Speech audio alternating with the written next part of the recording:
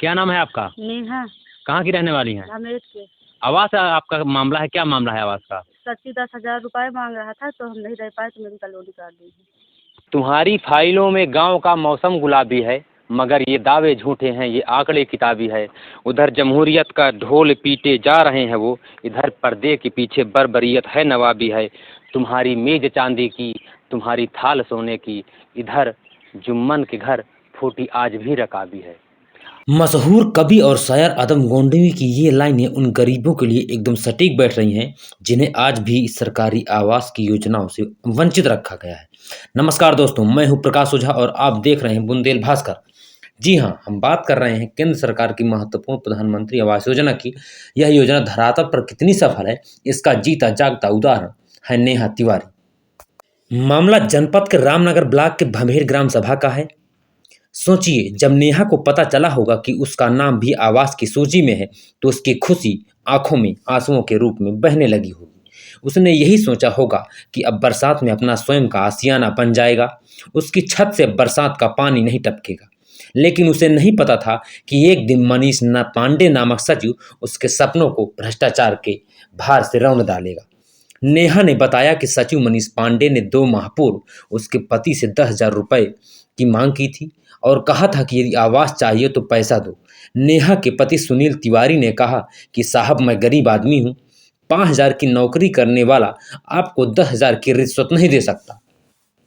बस यही तो जुल्म हो गया साहब। एक गरीब आदमी ने सचिव की बात नहीं मानी। इतनी हिम्मत! सचिव ने भी ठान लिया कि कुछ भी हो, अब अपात्र घोषित करके ही रहूंगा। हुआ भी वही। सचिव ने अपनी रिपोर्ट में नेहा तिवारी के कच्चे मकान को एक बड़ा सा पक्का मकान दिखाकर अपात्र घोषित कर दिया। भ्रष्ट सचिव के सरकारिया तंत्र के सामने गरीब सुनील की पत्नी नेहा और उसका परिवार अपने हक से वंचित रह गया। चश्मे की दुकान में नौकरी करने वाले सुनील के कच्चे घर को सचिव भ्रष्टाचार के चश्मे में पक्का देख रहा था। पीड़िता नेहा तिवारी के ससुर रेवती रमण तिवारी ने बताया कि उनके 3 बेटे हैं। तीनों का बंटवारा हो चुका है, जिसमें एक बेटे के हिस्से में 2 कमरे मिले। बाकी अन्य 2 बेटे गिरे हुए कच्चे मकान में जिंदगी गुजर बसर कर रहे हैं। क्या नाम है आपका? रेवती रमन तिवारी। रेवती रमण तिवारी जी हैं जो सुनील के पिता हैं। कितने बेटे हैं आपके? 3। ये जो घर जहाँ पर आप खड़े हैं जी, ये किनका घर है? ये बड़े लड़के का। बड़े लड़के का। ये पूरा घर आप ही का है जी, जो सामने दिख रहा है? जी आप देख रहे हैं जो पूरा घर आप देख रहे हैं, पूरा जो चाहे दीवारी से लेकर के पूरा दृश्य देख रहे हैं, इन्हीं का घर है। इनके 3 बेटे हैं। जी, तो तीनों का आपने बंटवारा किया? जी हाँ।